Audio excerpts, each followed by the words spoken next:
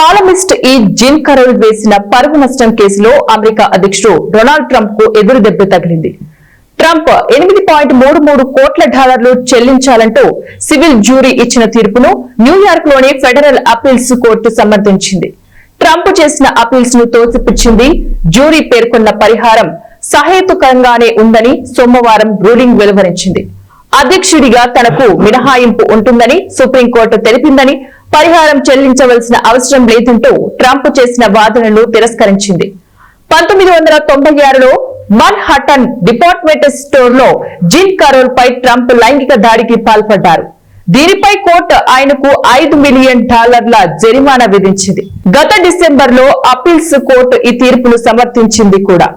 అయితే social media వేదికగా Trump పదే జిన్ కరోల్ లక్ష్యంగా ఆరోపణలు, వ్యంగ్యాస్త్రాలు సంధించారు. దీనిపై ఆమె పరువు నష్టం కేసు వేశారు. విచారణ జరిపిన న్యాయస్థానం $733 కోట్లు పరిహారంగా చెల్లించాలని ఆదేశించింది.